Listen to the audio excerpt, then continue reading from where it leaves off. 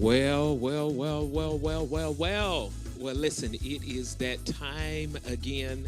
Yes, it is that opportunity that we come together for relationship empowerment. That's right. Listen, I am here. I'm looking forward to seeing you here.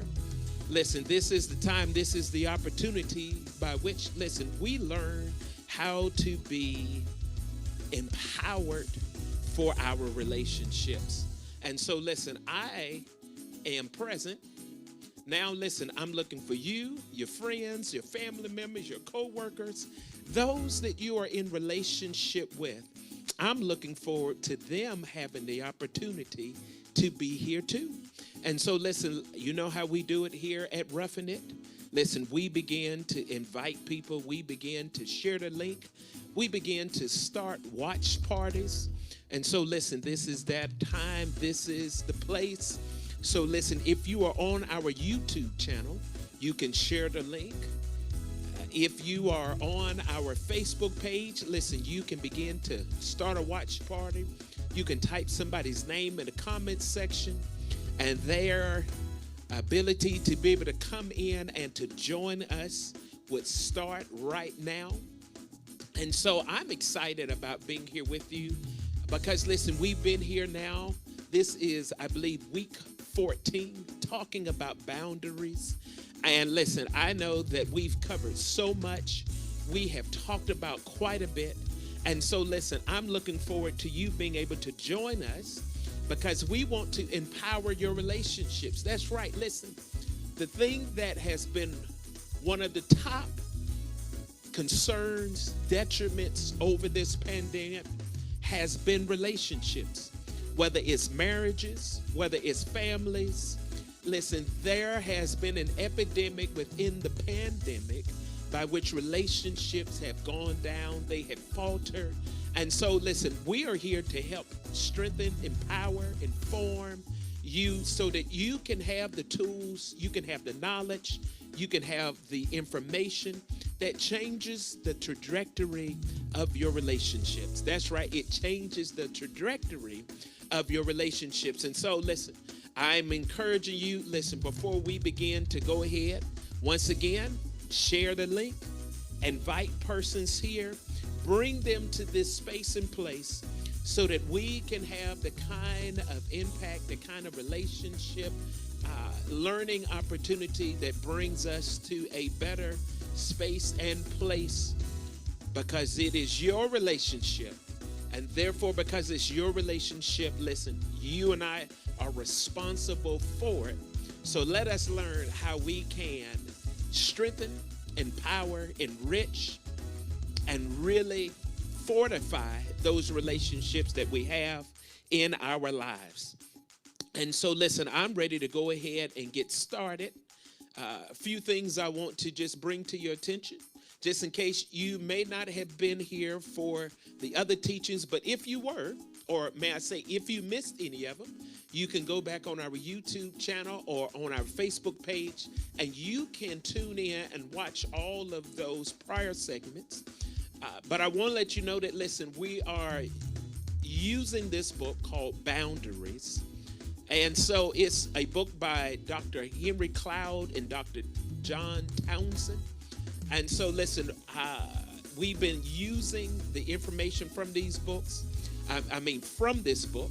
Now, with that being said, there are actually two versions of this book. And so we have been using the older version, but there is a newer version that is out. And so, listen, if you have missed getting the book, I encourage you to definitely go and get the book because it is well worth the time. It is well worth the energy. It is well worth the price.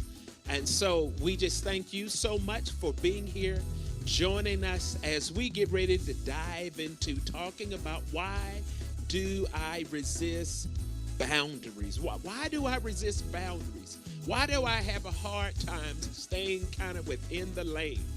And so, listen, if you're on YouTube, listen, we want you to be sure to subscribe. So hit that subscribe button at the bottom of the broadcast. You can hit the Life Empowerment Church logo that is on the screen. That will also let you subscribe.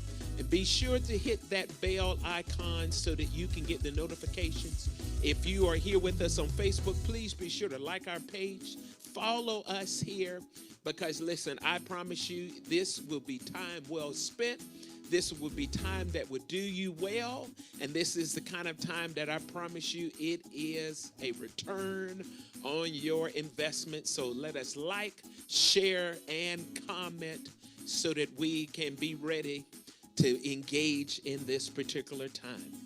And listen, this is the reason why we engage, because listen, it gives us the opportunity to ask questions, gives us the opportunity to get information, clarity.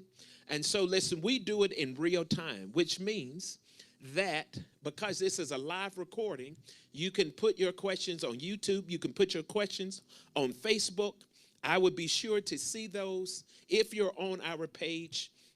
And therefore, I'm able to answer you in real time. And so I just thank you. I just appreciate you being here. And I thank you for being able to allow us to be able to empower your relationships today. And so, listen, let us go ahead and dive into it. Now, I will have some things on the screen behind me, so be sure to look at what I'm saying behind me as well as listen to what I'm saying in front of you. And so, listen, here in 1 Kings chapter 18, verse 21, there's a particular scripture that speaks to what we're talking about today. And when you read this, it says it this way. It says, then Elijah stood in front of them and said, how much longer will you waver, hobbling between two opinions? Notice he says, if the Lord is God, follow him. But if Baal is God, then follow him. But the people were completely silent. And so here he says, how long will you be between two opinions? Here he's talking about where the people of Israel were between the decision whether or not they were going to follow the Lord God of Israel or whether or not they were going to follow this false God. And the reason why there is this point or scripture that we use to get started is because often when we are resisting boundaries, we are in between two opinions. We're in between two opinions, and so we're resisting boundaries, sometimes because we're apathetic, sometimes there's an indifference, but often it is because we don't want to, or we haven't forced ourselves to make a decision. Dave Ramsey, a financial guru, says it this way. He says that when he's muddling over a particular decision, and as much as he's going back and forth, back and forth, back and forth, he says at some point he recognizes that he has to set a date. And when he sets a date, he says, whatever I decide that date is what I'm going to stick with and see the decision through. And I say that because sometimes we fail to recognize that indecision is a decision. That's right. Listen, indecision is a decision. And when we're talking about resisting boundaries, sometimes we don't want to make a decision because we don't want to live with the consequences of that decision. And sometimes with any decision, there's pros and cons with it. But that's the reality of making the decision and living with that decision. And so just knowing that I need to say no to something, or just knowing that I need to say yes to something is not enough. Sometimes we need to be able to see what is good for us. We need to be able to see what is bad for us. But we only see what is good for us sometimes when we're in pain. And the reality is sometimes pain is the thing that motivates us. Even with the desire for something better, we can be reluctant to do work or fight the battle or complete the process because we don't have pain as the motivation. And as much as pain should not always be our motivation, the reality is that sometimes it's only after pain has stepped into our indecision making that we will begin to then step forward and make a decision. It's like, I got to do something. I'm tired. I'm tired of being worried. I'm tired of being anxious. I'm tired of constantly allowing this thing to just eat at me. And sometimes because we get tired of the pain, we then make a decision to go forward. And so listen, this is part 2 of boundary resistance, because not last week, but the week before that, we were talking about boundary resistance. And we talked about how there's the outside resistance. And today we want to talk about the inside resistance.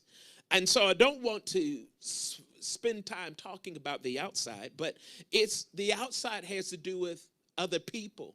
Other people sometimes is the problem for why I do not want to, or why I resist boundaries. But when you get beyond people, it is then being able to get beyond yourself. That's right. Listen, it is then being able to get beyond yourself so that you don't continue to resist boundaries, because you have things that are roadblocks, you have obstacles, and there are sometimes things that we are failing to deal with. That's right. We're at an indecision, and we're failing to deal with those things, and therefore we don't make the kind of decisions that allow us to be able to move forward so that we can have the kind of healthiness and wholeness in our relationships. And here we're talking about you and I, we're talking about us as individuals. And so any resistance, notice now, when we talk about inside resistance, when we're talking about inside resistance, that means when we're talking about something that is happening on the inside of me, it is usually because it is a resistance to growth, because the reality is that sometimes change can be frightening. And because we sometimes would rather stick with the familiar, no matter how sick it may be, no matter how toxic it may be, no matter how bad it may be, sometimes we would rather just stick with the familiar because it's predictable. I know what I can expect. I know what's going to happen, even if I don't like it, even if it is for my detriment. I am sometimes more comfortable being with the familiar than I am being with the unfamiliar. And sometimes when we're talking about the resistance, the inward resistance, we're talking about the resistance to boundaries as it relates to resistance to change or resistance to growth. See, because we have this preference for what's comfortable versus what is challenging, sometimes we really don't want to take on the new height. Sometimes we really don't want to look out at other possibilities. Sometimes we don't want to face the realizations that this is just not working for me. And therefore, we sometimes are resistant because we are choosing what is comfortable versus what is challenging. Because anytime you're going to have growth, there's going to be a challenge. Anytime you're going to have change, there's going to be a challenge. And as much as you recognize that this relationship or these relationships are not for your good, these relationships are not for your betterment, these relationships are not for your growth, you then get to the realization that this is not for your good, that this is for your detriment, and therefore, you've got to be able to make some resistance that is going to entail change. It is going to entail stretching out. It is going to entail some new challenges. And therefore, this is why you and I have to have the kind of resistance, or may I say the kind of acceptance where we push through resistance. See, sometimes when I'm looking at why I do not want to face the boundaries is because I recognize if I make this change, I might lose something. And as much as I may want to gain peace, I may want to gain tranquility, I want to have a little more control over my life, the reality is that sometimes I'm choosing to not have boundaries, or I'm choosing to resist boundaries because I recognize I'm going to lose something. And the reality is that anytime you're having growth in your life, anytime you're having something that is going to expand you, there's usually something that you have to drop off. And so this is why, as we're talking about resistance to boundaries in relationship, it is being able to understand what's happening in me that makes me not want to go with something that I know is good, or look at something that is good, or look at something that is for my betterment. And here in the book, he talks about this one particular, well, he talks about a few things. So I'm not covering every aspect, but I pointed out, or I've taken out a few things that he has highlighted. And so one of the things that he highlights, he says, when it comes to why you and I resist having boundaries in our lives as it relates to having boundaries in our relationships with other people, he points out that there is sometimes the element of the human need. In the book, he references, as an example of this human need, of a lady who keeps dating destructive men. Now, obviously, these relationships don't start off being destructive. They start off with men who are smooth and charming. At first, things seem to be a good match. It seems as if things are good chemistry. But eventually, she finds out that she keeps dating the same type of guy, although they come in different packages. And she finds out that she's dating guys that are self-destructive. She's dating guys that are sometimes self-centered. For the most part, she's dating guys that end up being a jerk. And the reason why is because she recognizes through the help of someone else that when she begins to now have her needs that want to be met, because she's catering to them in the beginning stages, but now as the relationship begins to grow and she begins to now have her needs, and she begins to recognize that there's some things for her own fulfillment and for their mutual benefit, that these guys begin to push back, these guys begin to refuse, and therefore they turn into, or they are revealed, their characters revealed as being self-centered and jerks according to the author. And here's what he's saying. What they recognized was that the problem wasn't so much in the relationship of the guys that she was choosing. The reality was that she was choosing these persons because she didn't have a certain level of self-fulfillment in her life, and she was looking to these guys to fulfill it.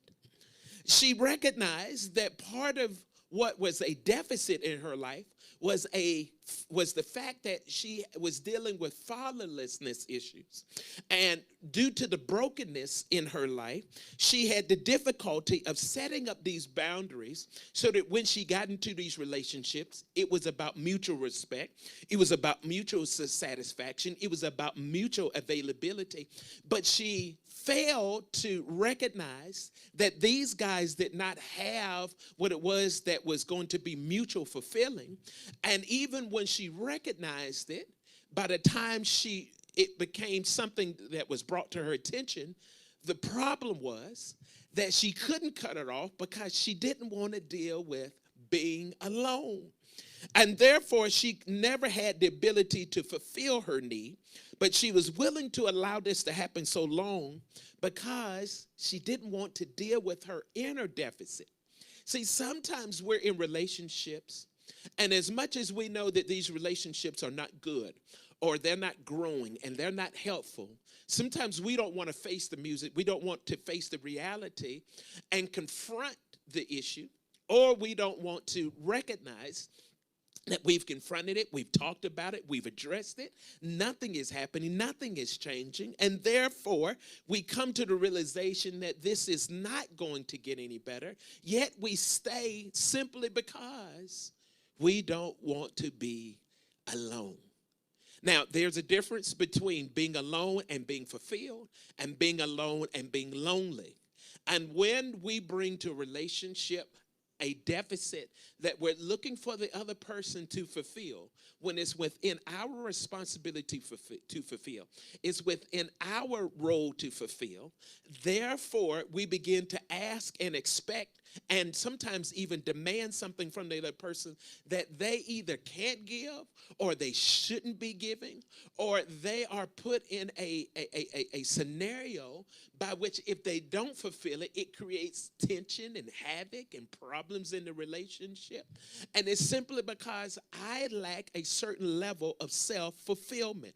I lack a certain level of my own happiness. I lack a certain level of my own joy. I lack a certain level of my own contentment.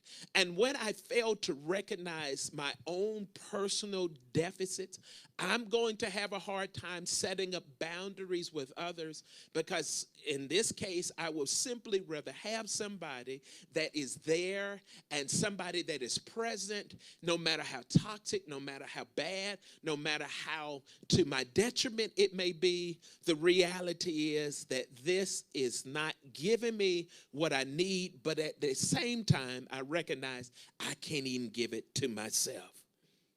See, there are needs that are met with a relationship with others, and then there's a need that is only met through a healthy relationship with myself. And it's hard for me to be able to recognize the difference between when I start and you start, or when it is my part and it's our part. That line becomes very blurry when I do not recognize that this is a deficit that I bring to the table, and I have to work on this. Now, does that mean that I throw out my relationships simply because I have these deficits or I have this deficit? No. But I do not put the blame, or I do not put the relationship in jeopardy simply because I am working on me while we are still growing and we are still thriving and we are still learning how to have the kind of mutual satisfaction in our relationship. This is why it's important for you and I to recognize what are the deficits that I have. What are those things now, no matter where they come from, whether they come from my childhood, whether they come from having a bad day, or I'm at a certain place in my life, it doesn't matter where they may be coming from. The reality is recognizing that they're there. And so this is why he says it's the human need that is often sometimes the piece that hinders us from resisting boundaries in our lives, because we don't want to address the need, our own needs. And we're expecting somebody else to try to fulfill that, to try to bring that. And he says, listen, you and I have to recognize, what does a relationship bring, and what do I bring outside of the relationship? This next one he begins to talk about when we talk about why do I resist boundaries? The next thing that he highlights is this point regarding grief and loss. He says that part of the reason why we have problems with resisting boundaries in our lives, he says, is because of grief and loss. Now, here behind me, I've kind of tried to define this in one way with grief and loss. It is embracing the sadness of the truth, letting go, and moving on with life. When we talk about grief and loss, we're talking about embracing the sadness of the truth, letting go, and moving on with life. Now, this grief and loss is often something that we associate when people die. But I would tell you that grief and loss happens when anything dies. Grief and loss happens when you lost anything in your life. So whether it's money that you lost, whether it's a relationship that you lost, whether it may be a possession that you lost, grief and loss is not just limited to the passing of someone's life. And so when there's grief and loss that has happened, there is sadness that comes along with it. And sometimes we don't want to embrace the sadness of the truth. See, when we lose something, we usually grieve it if it was something of value, something of significance, something of worth. Now, there are some things I may grieve very little, or if at all, because it doesn't really have any kind of hold on my heart. It doesn't really have any attachment to my emotions. But then there's some things that, listen, it is a part of me. You know, I can tell you, when I lost my ring, when I lost my wedding ring, oh God, I felt like I lost my marriage. Now, I still had my wife, but I lost the ring. And it was absolutely devastating because the ring was so symbolic. It represented so much in my life as it related to my marriage that I was heartbroken. Now, I eventually found my wedding ring, but when I lost it, oh man, it was like stop the world, stop living, stop everything until I can find this wedding ring. And so there are things that you and I can lose, but when we lose it, we will grieve it. And we have to let go so that we can sometimes receive other good things in our lives. See, we tend to, in relationships, hold on to this idea that someday this person is going to do better. Someday they're going to love me. And we try to get that person who is unable to love us, unable to respect us, unable to be mutually involved in our lives, to be mutually committed to our lives like we are to theirs. And so sometimes we have this wishful thinking that someday this is going to happen. And therefore we keep holding on and we keep trying. And there's a healthiness to that process, but there's also a point where it becomes unhealthy. And so we get into this wishful thinking. And the reality is that when this wishful thinking becomes or hits against reality, there has to be a mourning, and we have to let go so that our hearts and minds can be open to new things. Our hearts and minds can accept the truth of what is. And sometimes that is hard for us to be able to accept the truth of what is, because we want it so bad, we want it so much that we are willing to hang in there to the point of death.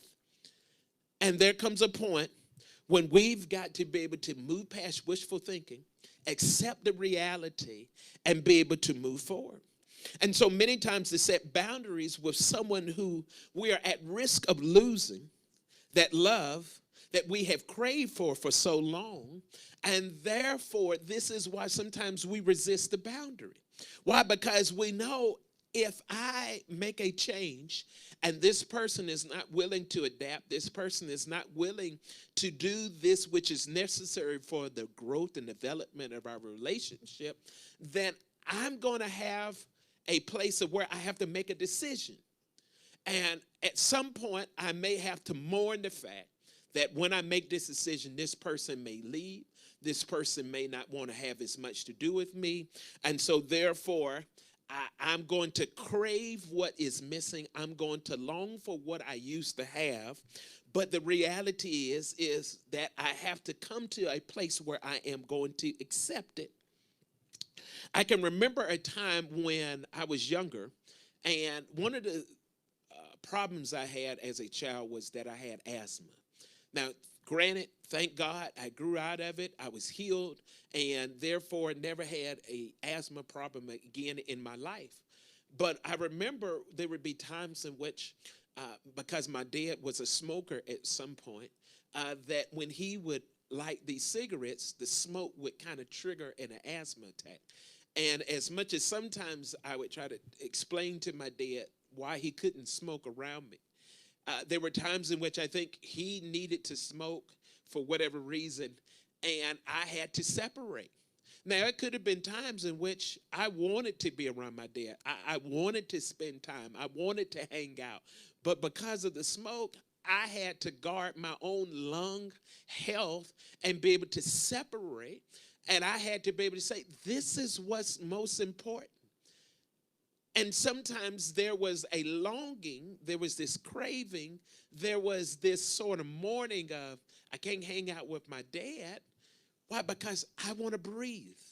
I want to live. I don't want to have an asthma attack. And there were times in which I would have such a severe asthma attack, I would have to go to the clinic. I would have to get a shot. It was like a steroid shot in order to open up my lungs, in order to open up my air passageways. And I didn't want to have to deal with the pain of that. And sometimes that's the reality, that we're having to make decisions for our own betterment with people who may be making decisions that are for our detriment. And we've got to be able to kind of make healthy choices and be able to live with the results. And sometimes there's the mourning of the fact that this is what's going to happen. This is how they're going to respond. This is what they're going to say. This is what they're going to do. And as much as I don't want that, the reality is I've got to accept the sadness of that truth. And so, therefore, with this sadness, I've got to grieve to get in touch with the sadness. See, when I'm sad, I just can't, try to eat my sadness away. There's some times in which we don't want to really deal with the problem at hand. And so we try to drown it out. We try to drown it out because we're eating. We try to drown it out because we want to watch TV. We want to, go through the Netflix, what do they call it? There's a particular name where I just veg. That's it, just veg on Netflix. I'm trying to drown out these things in my life. I remember there's a guy, a good friend of mine, that I was talking to, and he had all this powerful sound equipment. I mean, this guy had the top of the class sound equipment. And I thought it was because the guy was really into music. And as he kept talking with me about the sound quality and he's showing me all his gear, it came to me. This guy's trying to drown out his inner problems. And eventually that was exactly what he says. He says, Marcus, the reason why I have all this? He says is because if I turn the sound up long enough, I do not have to hear the sound that is happening on the inside.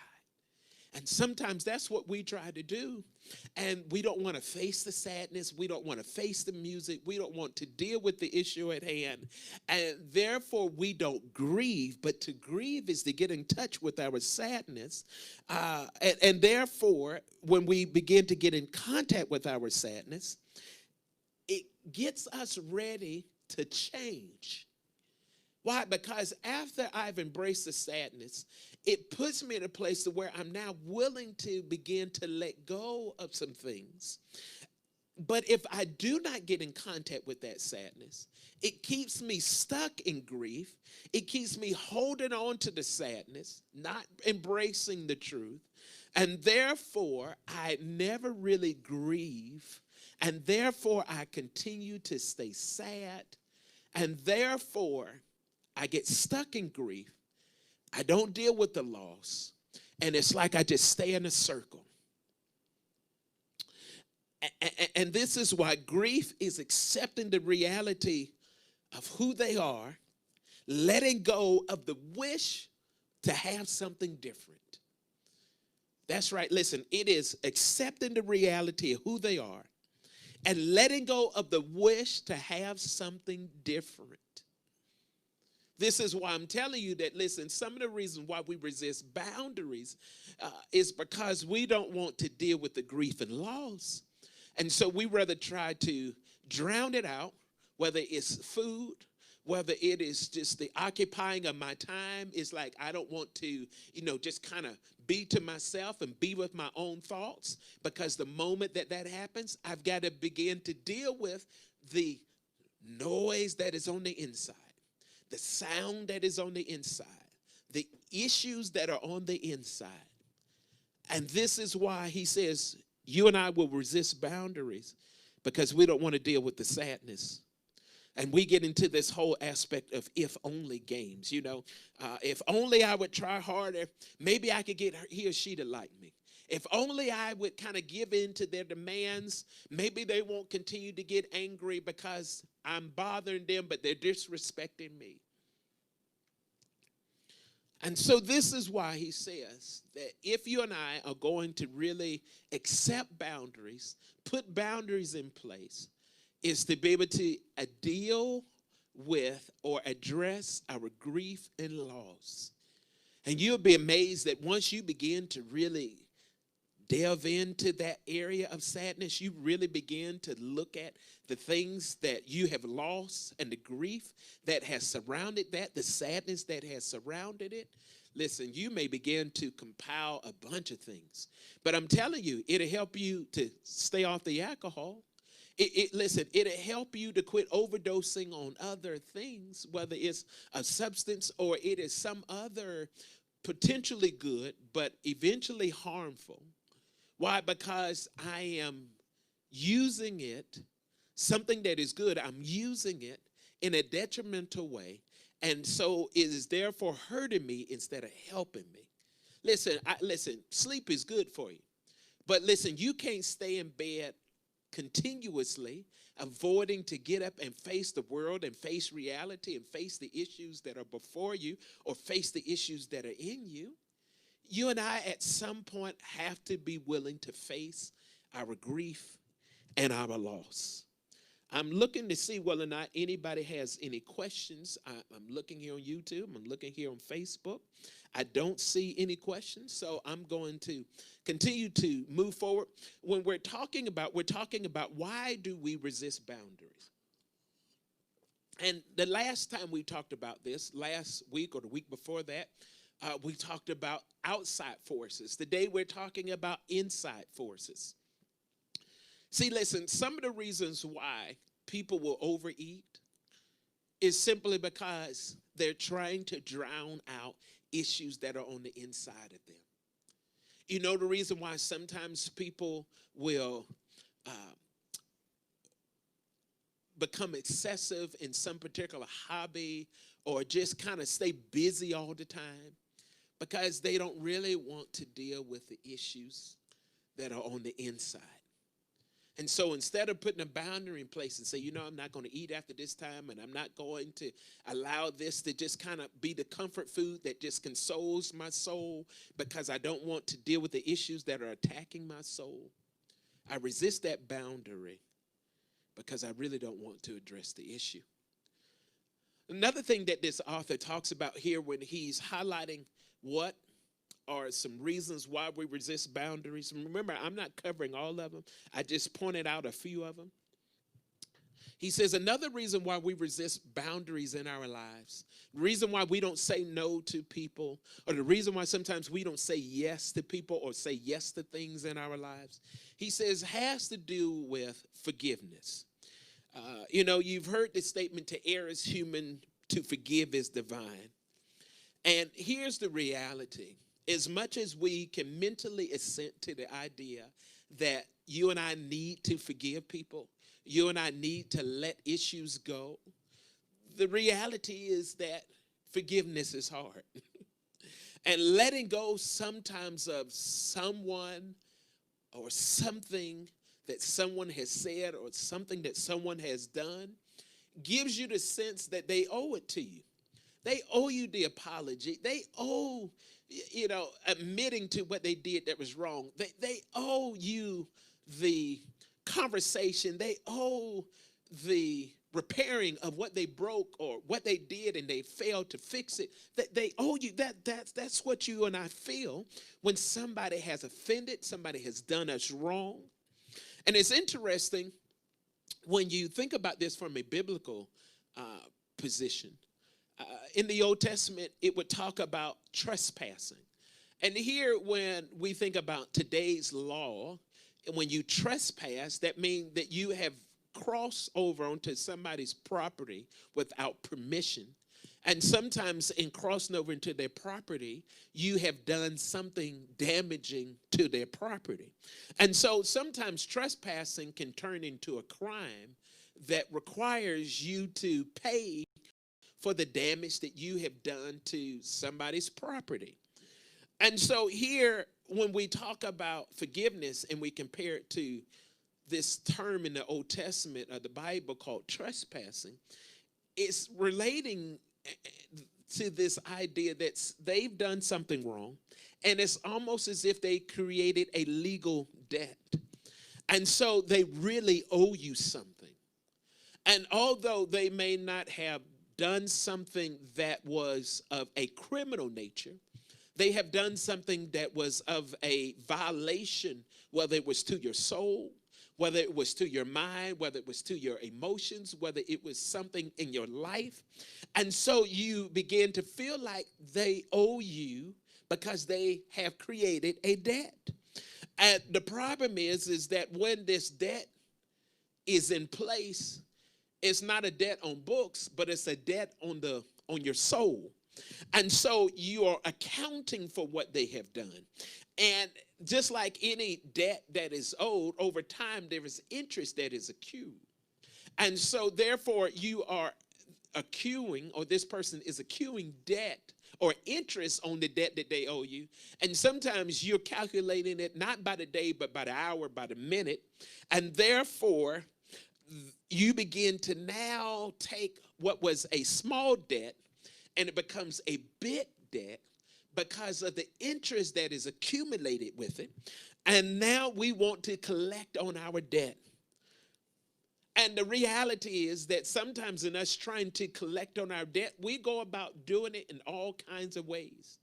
You know, sometimes you try to collect on a debt because you're thinking, okay, if I'm just a little more nice to the person, maybe they're going to give in and pay the debt. You know, maybe if I just do a little more on their behalf, especially if I confront them. You know, if I tell them, I let them know how wrong they were, I confront them, then hopefully they're going to recognize they're wrong and they're going to make amends and they're going to do something to fix the problem. And sometimes we go in these ways trying to collect the debt. And the reality is that we never ever collect the debt. And so now we've added more debt to the debt. So we've tried and they refused. We said something to them, they didn't respond. And now sometimes they're even they're hiding from us. They don't want to have anything to do with us. And so now you feel like this debt has gone from this one offense to 12 offenses. And now we are very motivated to collect these debts. And therefore, the last thing I want to do is forgive them, because they not only do they owe me for the first offense, but they now owe me for so much. And the reality is, it's not that there's anything wrong with trying to resolve the issue, but the other side is that when you do not have somebody that's wanting to resolve the issue, the only thing that you can do is to give forgiveness, is to be able to have this sense of, I'm writing off the debt, I'm tearing up the account. But it is the embracing of the reality that I will never get what I was owed from that person. And so forgiveness has to give me a freedom from the past, because I'm never going to get what I was owed. And therefore, because I'm never going to get what I was owed, this is going to take me back to point number 2. I'm now going to grieve for what will never be. I've got to embrace that sadness. I've got to mourn over what was versus what can be. And therefore, recognizing that the past will never, ever be different. But the only way I can look at the past with a healthiness, with a good soul, is for me to be able to give them the kind of forgiveness. Because if I continue to try to demand something that is owed to me, and this person never ever gives it, I promise you it will come to a place to where it can become destructive. It can become destructive because you can become volatile. It can become destructive because you can now go to a place of depression. Depression is sometimes nothing but anger that is turned outward to turning inward. And so therefore, forgiveness is sometimes what hinders us from being able to have boundaries in our lives, because we continue to muddle over this thing, and this thing is driving you crazy. This thing is causing you to have restlessness. This thing is causing you to have ulcers. This thing is causing you to have all kinds of issues because you are so focused on getting what is owed to you instead of being able to be focused on, you know what, I'm just forgive. I'm just going to let this go. I am going to put my work in forgiveness versus putting my work and trying to be a debt collector. And he says this is the reason why we often have issues with resisting boundaries in our lives, because we don't want to deal with the forgiveness or the unforgiveness in our lives. Because forgiveness has to do with the past, and reconciliation and boundaries have to do with the future. And here's what I mean by that. Here's what I mean. This is my last point before I bring it to a close. I'm looking to see whether or not I have any questions here on Facebook or on YouTube. I don't see any questions there. All right, so listen. So here's where I end on this. And this is our last week talking about boundaries. Next week, I'm going to get into some new material I put together that's going to help us with our relationships. And so it's going to be a whole nother pathway we're going to go down. So here, when I talk about reconciliation and forgiveness, it is recognizing this. People will honestly fail you. Sometimes the reason why we have the issues and challenges in our relationship is because we don't expect people to fail us. We don't expect that people are going to let us down, that people are sometimes going to make promises they can't keep. People are going to sometimes make commitments that they don't follow through on. And as much as we can sometimes do our best to ensure that they understand the importance of these things, and sometimes we just make bad choices because, you know, they're a good buddy, but they don't have really these kind of attributes in their life, and which we need to be able to get maybe a particular task done. And sometimes we made bad choices because they were just good buddies, but they weren't good in this regard. But the reality is that there are going to be people that are going to fail us, which is okay because that's a part of being human. But people who fail you and dishonestly deny that they have hurt you and they have no intent on doing better, that's where this becomes unhealthy. See, forgiveness is one thing, reconciliation is another. And therefore, listen, I can forgive, but it doesn't mean that I need to reconcile. Reconciling is based upon the reality that, yes, I know you're going to fail me, but it's also the fact that I recognize that, listen, if you own your failure, and I recognize that you're learning through your failure, then listen, we can ride this out. Let me say that again. If I recognize that you're owning your failure and you're learning through your failure, this is something that we can ride out. But when you are dishonestly denying that you have hurt me or hurt someone else and you have no intent on doing better, this is when this is unhealthy, and this is when it can be potentially destructive. Because it all depends on what degree you're hurting me, what degree that you're taking advantage of me, to what degree that you're getting over on me. Listen, this may be destructive, and therefore I may have to forgive you because I want to keep my own soul healthy. But the reality is that I cannot continue in a relationship or continue in this kind of working relationship. And therefore, I've got to make some decisions. I've got to set up some boundaries. There are some friends of mine that, listen, we're great with hanging out. But if I need a task done, there are some things that I need to have accomplished, and there are some things I need to depend upon you for doing. There's some friends I know, don't call that person. That person is not going to follow through. That person is not dependable. And that's the healthiness of having relationships, But it's also the healthiness of being able to recognize what you have, what you don't have. But it's also being able to have the healthiness to be able to say, hey, there's some people, you're just too destructive. I just can't allow you in my circle. You know what? I pray for you. I believe the best for you. But I can't allow you in my circle because you're just too destructive.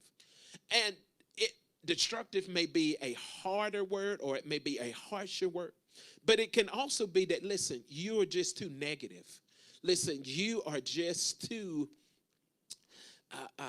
you are just too, and I'm trying to think of another example. You are just too careless.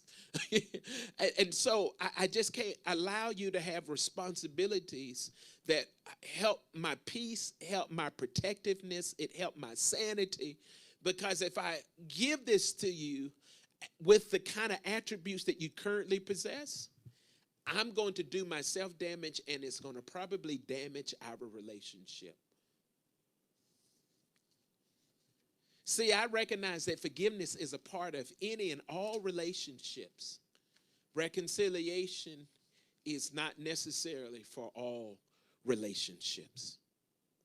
See, a person that's in denial, only giving lip service to getting better without trying or demonstrating or seeking help. Listen, you and I need to keep our boundaries, even though we need to extend forgiveness. And so, listen, this is why I'm sharing with you that if we're going to have the kind of relationships that are healthy and strong, vibrant, we're going to have boundaries. But even with having those boundaries, we have to know why do I resist setting boundaries up? Is it because I haven't dealt with grief and loss? Is it because I haven't recognized my human need and those things that are essential if this relationship is going to be fulfilling? Have I failed to recognize that there is unforgiveness that I need to address? And let me just say this in closing, as we're bringing this to a close, and I'm looking to see whether or not there are any questions that anybody has. I don't see any on a Facebook or a YouTube channel. And so here, let me say this. If you don't deal with forgiveness in your relationship and you go into another relationship, let me just tell you, you put that relationship in harm's way. And let me tell you why.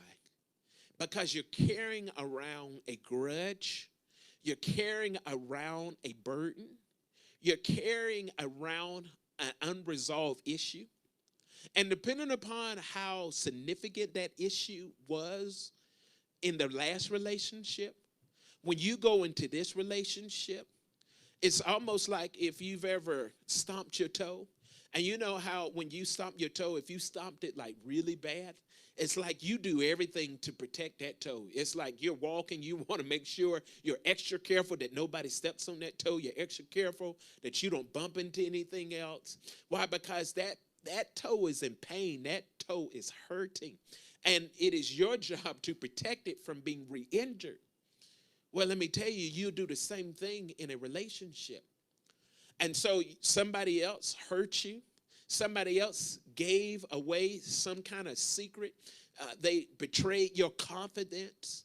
And therefore, now you don't want to open up. Now you don't want to share. Now you don't want to allow anybody into that space or place because you're in protective mode. You're like that stumped toe and you're doing everything to protect it. When that person does something, humanly speaking, not intentional, not because they're trying to do something to harm you, but they do something that touches that place of injury, they touch that place of harm,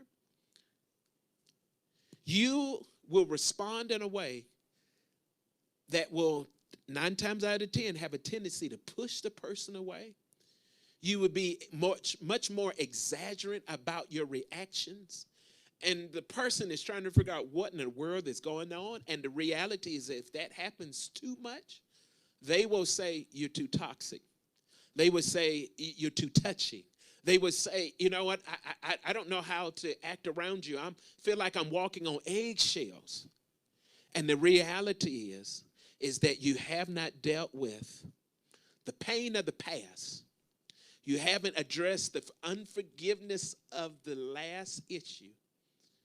And now, as much as you are in protective mode, looking out for your own sanity and your own welfare, the reality is that you are so touchy, you're so conscious that it's hard to be in relationship with you. And I'm saying to you that you've got to be able to, as we talked about grief and loss, when we talked about that today, you've got to go back and you've got to delve into the pain. You've got to address the sadness in order for you to be able to come to a place to where you mourn what you lost, you grieve, recognize the sadness of what happened, but you begin to move forward so that you can have inner healing and you can be much more in a better place for relationship, because you don't bring that kind of weight and burden unnecessarily into a relationship that was not built, that was not designed to carry that kind of weight. And so I'm encouraging you today, listen, that we've talked about why do I resist boundaries today? And it's because I have some inside issues that continue to falter so that I do not resist what I need to resist. I don't say no to what I need to say no to. I don't say yes to what I need to say yes to, because I have some internal deficits. And so, listen, I'm encouraging you today that, listen, I hope that you have enjoyed this opportunity that we have had here today. I hope that this has really been fulfilling. This has really been something that has helped you in your relationship. I hope that, listen, if you need to go back and listen to this, that you would go back and listen to this. It'll be on our Facebook page. It'll be on our YouTube channel. But listen, this is what we always say in closing. Listen, you and I are made for relationship. You need people. I need people. You must have places where you are connected, where you are loved unconditionally. Listen, you and I are never, ever going to be in a place to where we don't need people. You and I would never, ever be in a place to where we don't need relationships. But the question is, will we do the work in the relationships? Will we do the work for the relationships so that we can have the kind of relationships that bring us healthiness, they bring us wholeness, they bring us love, they bring us fulfillment. They're the kind of relationships that causes us to grow and to really live life on a high level. And so, listen, I thank you for the opportunity to do just that today. Listen, this has been another opportunity that we have had here to talk about Ruffin' It, relationship empowerment. Listen, if you're on YouTube, make sure that you subscribe to our channel. Make sure that you hit that bell icon. If you're here on with us on Facebook, be sure to like our LifeEmpowermentCh page. And so, listen, we thank you for being here. Listen, we also just want to let you know that, listen, men, listen, we are going to be having a men's gathering coming up here this Monday. Notice now, this Monday, a men's gathering talking about kingship. It's going to be 6 p.m. if you're on the West Coast, 9 p.m. on the East Coast, 8 p.m. if you're on Central Time. And listen, it is going to be absolutely a great time. Listen, every man you meet is a male, but not every male you meet is a man. And therefore, listen, we've got to take boys to men, and we've got to take men into kingship. Listen, the information is there on your screen for you to be able to register. It's a free event. But listen, I just want to make sure that you are there 6 p.m. Pacific Standard Time here this Monday. So listen, here's what I also want to let you know. That listen, if this has been a blessing to you, if you feel like this has really helped you, it has given you some clarity, it's really giving you a different perspective. It's giving you some insight. Here's what I ask. I ask that you just support Life Empowerment Church. This is sponsored and brought to you by Life Empowerment Church. And so listen, I'm encouraging you to listen. You can do this through your Cash App. The information is there on your screen, LifeEmpowermentCh. Listen, if you want to give by PayPal, listen, that information is there also on your screen. LEC at let-god.org. And so we also have the option where you can send us a check in the mail or a money order in the mail. The mailing address is there on the screen. Life Empowerment Church, P.O. Box 7958, Moreno Valley, California 92552. So you can also give through our website if you want to give on our website. That's let-god.org is where our website is located. And so listen, we thank you so much for being here today. We thank you so much for joining us for Ruffin' It. We believe that this has been a great time. We believe that this has been a wonderful time. I've had a good time. I hope that you've had a good time. And so listen, we look forward to seeing you again. Listen, we have prayer tomorrow. If you want to be a part of our corporate prayer time, 12 p.m. Pacific Standard Time. So we look forward to seeing you there.